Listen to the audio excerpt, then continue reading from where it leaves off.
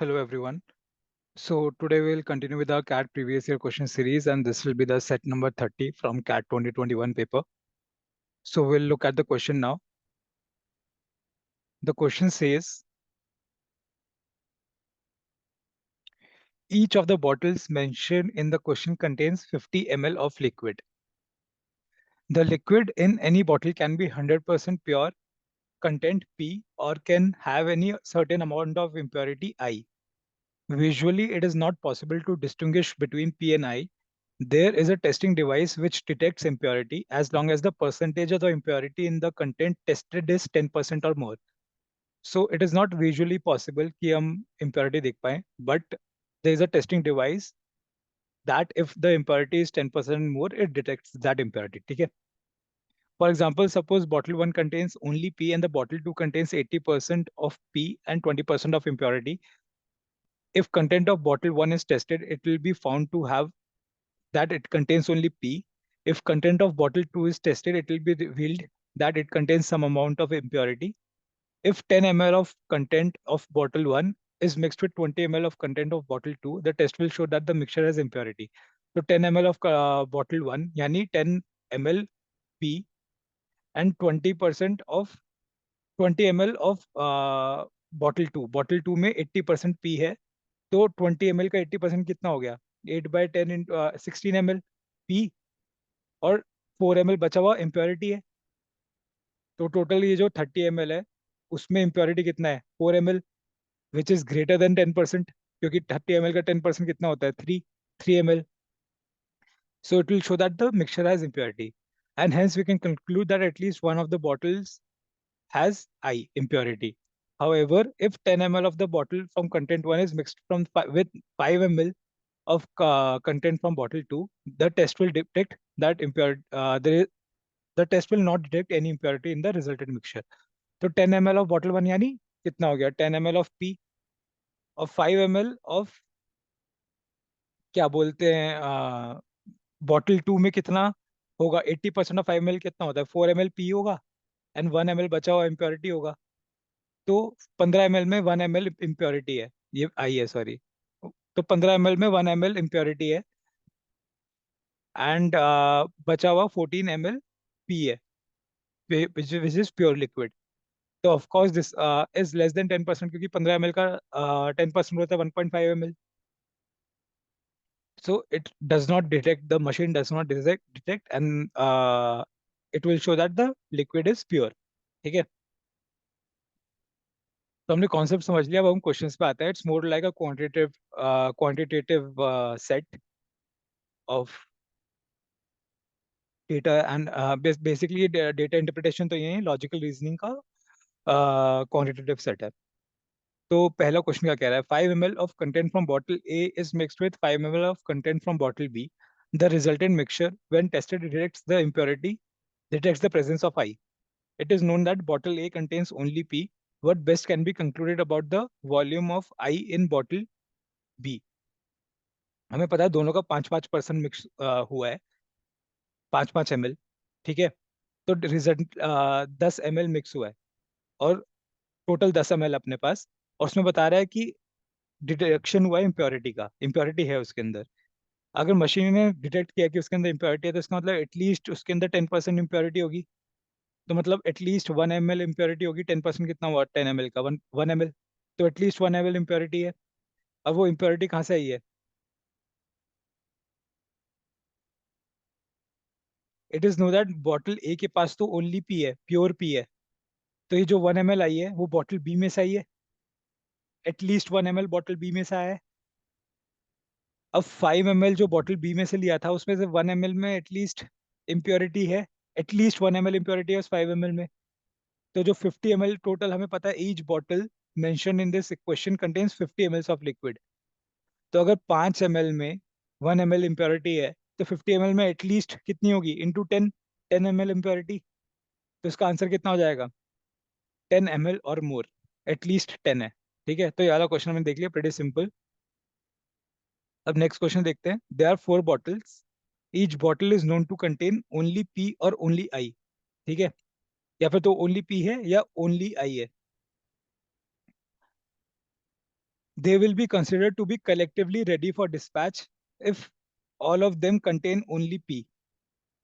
ठीक है. In minimum, how many tests is it possible to ascertain that these 4 bottles are collectively ready for dispatch? तो हमें ये बताया हुआ है कि हमारे पास 4 बॉटल्स है and they contain only P या फिर ओनली आई. एंड हमें वो जो 4 बॉटल्स का सेट है वो it will be ready for dispatch if all the bottles contains only P. So how many test at minimum will be required to detect that all the bottles contains only P or not. तो अगर हमारे पास 4 bottles हैं उनमें only P और only I है तो combination क्या बचेंगे? एक तो हो जाएगा चारों पी है, चारों के चारों ओनली प्योर है, और एक कॉम्बिनेशन बच जाएगा 3 प्योर है और एक इम्प्योर है. एक हो जाएगा 2 प्योर है 2 इम्प्योर है, और एक हो जाएगा चारों के चारों इम्प्योर है. ठीक है. अब लेट्स से हम हर एक में से इक्वल क्वांटिटी लेते हैं. लेट्स से हमने 25 ml लिया ईच में से एंड टोटल 100 ml लिया. तो this will be 25 ml from each, यानी 100 ml ऑफ प्योर लिक्विड होगा. तो इस पे जब टेस्ट करेंगे हमें पता है nothing is half impure, it is इधर ओनली पी और ओनली आई. तो अगर हमने जब इस 100 ml पे टेस्ट करेंगे इम्प्योरिटी नहीं आएगी. Will know that this is ready for dispatch. अगर हम इसमें करें 25 25 25 25 100 ml में 25 ml इम्प्योरिटी होगी विच इज 25%. जब इस पे टेस्ट करेंगे तो ये केस 1 हो गया, ये केस 2 हो जाएगा. इसमें जब हम टेस्ट करेंगे तो 25% इम्प्योरिटी है. हमें पता चल जाएगा एक टेस्ट में ही कि इसमें इम्प्योर है एक बॉटल, एक से एक या उससे ज्यादा. सिमिलरली ये केस 3 है, इसमें 50% इम्प्योरिटी होगी 100 ml में क्योंकि आधा इम्प्योर सा है.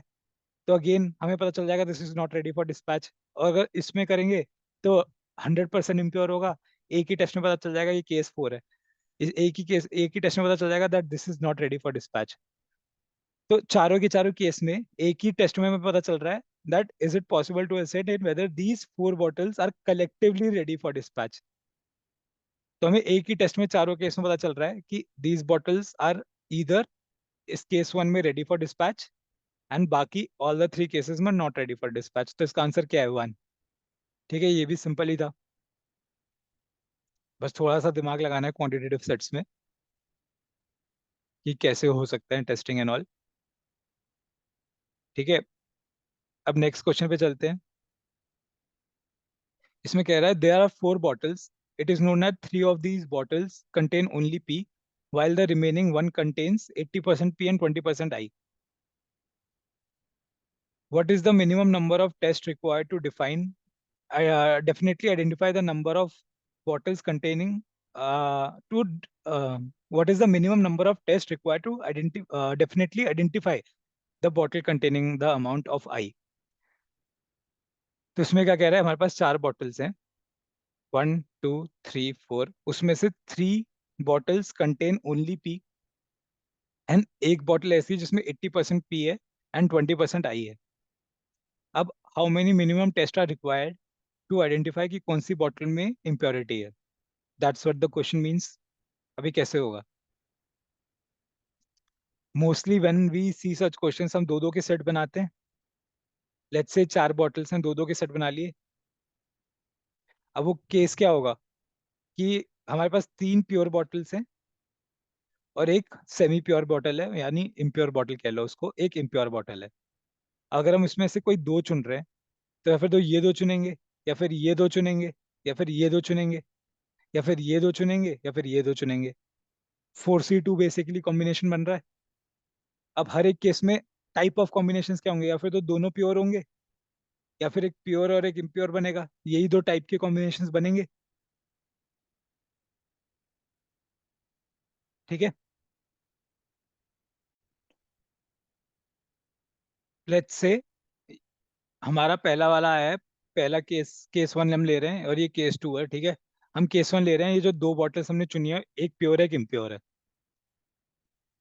अब 20% ऑफ इम्प्योरिटी है. अब लेट्स से एक टोटली प्योर है और एक बॉटल में 20% इम्प्योरिटी. हम दोनों में से इक्वल अमाउंट लिया. लेट्स से दोनों में 10-10 ml ले लिया और मिक्स किया. तो टोटल 20 ml में कितनी इम्प्योरिटी होगी? उस 10 ml में 20% इम्प्योरिटी यानी 2 ml. यानी, और बाकी 10 ml तो प्योर है। तो यानी 20 में, टोटल 20 ml में 10% इम्प्योरिटी है। And if the impurity is 10%, तो हमारी मशीन डिटेक्ट कर लेगी। तो लेट्स हम दोनों में से हमने 10-10% इक्वल अमाउंट लिया केस वन में। दोनों बॉटल में से इक्वल अमाउंट लिया, मिक्स किया और टेस्ट किया है।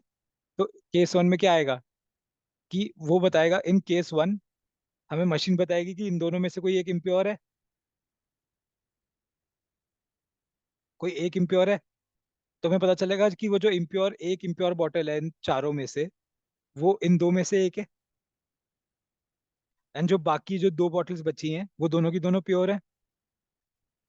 सो लेट्स से हमें एक पी और आई वाली बॉटल्स मिल गई हैं कि ये दो बॉटल्स हैं, इनमें से एक इम्प्योर है, बाकी दोनों पी पी हमारे पास बची हैं।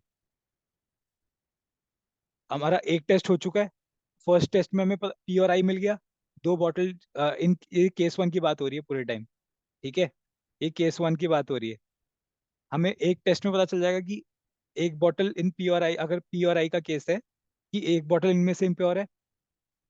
अब लेट्स से में से तुम कोई भी एक बॉटल उठा लो, या फिर तो पी उठा लो या फिर आई उठा लो, और इसमें से कोई एक बॉटल उठा लो, ये तो हमें पता है दोनों की दोनों प्योर है। अब इन दोनों में से लेट्स से हमने इसकी पी उठा ली और उसमें से एक पी उठाई, उन दोनों का टेस्ट किया हमने, तो उसका रिजल्टेंट प्योर आएगा। सो वी नो दैट कि हमने, अगर इनका रिजल्टेंट प्योर आ रहा है, तो हमने यहाँ से पी वाली बॉटल उठाई है फर्स्ट वाले उसमें से, तो दूसरी वाली बॉटल क्या है, इम्प्योर। लेट्स से अगर हमने ये वाली बॉटल उठा ली, और यहाँ से हमने, तो यहाँ से तो हमें पता ही है हमने प्योर उठाई है, उन दोनों का टेस्ट किया तो टेस्ट इम्प्योर आएगा, तो हमें पता चल जाएगा जोन सी बॉटल हमने उठाई थी वो इम्प्योर है। तो बेसिकली केस वन में दो टेस्ट में पता चल गया कि कौन सी बॉटल इम्प्योर है, ठीक है। तो यहाँ से हमें दो निकल के आ रहा है फ्रॉम केस वन, ठीक है। अब केस टू की बात करते हैं। केस टू क्या था कि हमने जो दो दो बॉटल्स के बंडल्स बनाए हैं, इंस्टेड ऑफ एक प्योर और एक इम्प्योर हो, दोनों की दोनों हमें प्योर मिल गई उस बंडल में। तो हमने टेस्ट किया दोनों का टेस्ट किया, दोनों का टेस्ट पॉजिटिव आएगा कि दोनों प्योर हैं। तो हमें पता चल जाएगा कि जो बची हुई दो हैं वो कौन सी हैं। ये केस टू की बात हो रही है। तो हमें पता चल जाएगा कि जो बची हुई दो हैं उनमें से एक इम्प्योर है और एक प्योर है, क्योंकि जिनका हमने टेस्ट किया है फर्स्ट टेस्ट के बाद, वो दोनों तो पीपी थी, तो दोनों प्योर हैं। जो बची हुई जो दो है उनमें से एक इम्प्योर है। अब हमें पता है कि जो हमने टेस्ट किया वो तो दोनों प्योर है, उनमें से एक उठाई, और फिर जो बची हुई थी उनमें से एक उठा ली। लेट्स हमने ये वाली उठाई है, ठीक है। एक सेकंड। लेट्स हमने ये वाली उठाई, इसका टेस्ट किया, दोनों का प्योर आएगा, तो हमें पता चल जाएगा जो बची हुई बॉटल है वो इम्प्योर है, इम्प्योर है। लेट्स से हमने इंस्टेड ऑफ दिस, हमने ये उठा ली और इधर से एक उठाई, तो इन दोनों का टेस्ट आ जाएगा इम्प्योर। तो हमें पता चल जाएगा ये वाली बॉटल इम्प्योर है। तो इस केस में भी बेसिकली दो टेस्ट में हमें पता चल गया कि कौन सी बॉटल इम्प्योर है इन बोथ द केसेस। तो इसका आंसर क्या होगा? In how many test can we identify which bottle is containing impurity? Two. तो इसका आंसर है two. So I hope this was clear to you. यही वाला एक थोड़ा क्वेश्चन ट्रिकी था इसमें, क्योंकि कई बार उसको लोग तीन, आसानी से तीन बोल देते हैं, क्योंकि वो क्या करते हैं, हमने दो पेयर्स बनाए केस वन और केस टू, एक पेयर बनेगा पीपी और एक पीपी, एक पीआई का, वो इन दोनों का टेस्ट कर देते हैं। इन दोनों का टेस्ट कर दिया कि इधर से हमें पता चल गया ये दोनों प्योर हैं, इधर से एक इम्प्योर पता चल गया, एक इम्प्योर है, फिर उसमें से एक उठाई, फिर इसमें से एक उठाई, तो बेसिकली तीन टेस्ट हो जाते हैं, तीसरा टेस्ट हो जाता है। बट हमें तीसरा टेस्ट करने की जरूरत ही नहीं है। हम एक टेस्ट करेंगे तो उससे दूसरे वाले का तो पता चल ही जाएगा ना अपने आप। मान लो हमने केस वन में टेस्ट किया पीआई का, तो हमें पता चल ही गया कि अपने आप की ये दोनों तो पीपी हैं ही। और हमने केस टू में ये टेस्ट किया पीपीपी पीपी का, तो हमें पता चल ही गया कि बाकी दोनों पीआई हैं, एक प्योर एक इम्प्योर है। तो बहुत लोग इसको गलती से तीन कर देते हैं, इसका आंसर है दो। अब लास्ट क्वेश्चन पे आते हैं। Last question says there are four bottles, it is known that either one or two of these bottles contain only p, या फिर तो वन बॉटल में ओनली पी है, या फिर टू बॉटल्स में ओनली पी है, ठीक है। while the remaining ones contain 85% p and 15% I, ठीक है। what is the minimum number of tests required to ascertain the exact number of bottles containing only p? हमें पता है कि either one और 2 of these bottles contain only P. ठीक है, और टोटल कितनी बॉटल्स हैं? 4। तो हमारे पास केसेस क्या बनेंगे? एक केस बन जाएगा एक बॉटल ओनली पी है, while the remaining ones contains 85% P and 15% I। तो बाकी जो 3 है वो इम्प्योर है। और दूसरा केस बन जाएगा क्या, कि 2 बॉटल्स में पी है और 2 बॉटल इम्प्योर है। ठीक है, by impure I mean 85% P and 15% I. ठीक है, so what is the minimum number of test required to ascertain the exact number of bottles containing P? तो हमें मिनिमम कितने टेस्ट लगेंगे टू एसर्टेन कि कितने पी हैं इसके अंदर, कि या फिर तो बेसिकली इसमें बताना है कि केस 1 है या फिर केस 2 है, कि 2 बॉटल ऑफ पी है या फिर 1 बॉटल ऑफ पी है। क्योंकि यही 2 केस होंगे, इधर 1 और 2 है, 0 भी नहीं हो सकता, 3 भी नहीं हो सकता, 4 भी नहीं हो सकता। ठीक है, अब कैसे पता लगाएंगे? अगेन हम ये देख सकते हैं कि हम इन चारों का हाफ 25-25% लेके टेस्ट कर सकते हैं।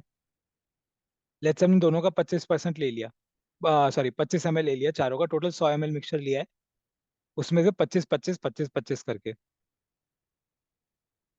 ठीक है, या फिर बेसिकली लेट्स से 400 ml लिया है, सिंपल कैलकुलेशन रखते हैं, सबका 100-100 ml ले लिया, इसका भी 400 ml लिया है, सबका 100-100 ml लिया है। ठीक है, अब उसमें कितना परसेंट पी होगा? इसमें से 100, जो पहली वाली बॉटल है उसमें से 100 पी आएगा, पूरा का पूरा 100 ml पी आएगा। दूसरी वाली में से 85 पी आएगा, तीसरी वाली में से भी 85 पी आएगा, और चौथी वाली में से भी 85 ml पी आएगा। इसमें 100 प्लस 100 प्लस 85 प्लस 85। ठीक है, इतना पी आएगा, और टोटल 400 ml है। और अगर हम इस 400 ml पर टेस्ट कर रहे हैं तो मिनिमम हमें कितनी इंप्योरिटी चाहिए? 10% टू डिटेक्ट कि उसमें इंप्योरिटी है या नहीं है। तो मिनिमम अपने को कितनी चाहिए? मिनिमम उसके अंदर 40 ml होना चाहिए, दोनों में मिनिमम इम्प्योरिटी टू डिटेक्ट कि ये इम्प्योर है फिर प्योर है सोल्यूशन, 10%। अब इसमें कितनी इम्प्योरिटी हो गई? 15 यहाँ से, 15 यहाँ से, 15 यहाँ से, और 15 यहाँ से, टोटल 45 ml इम्प्योरिटी है इसके अंदर।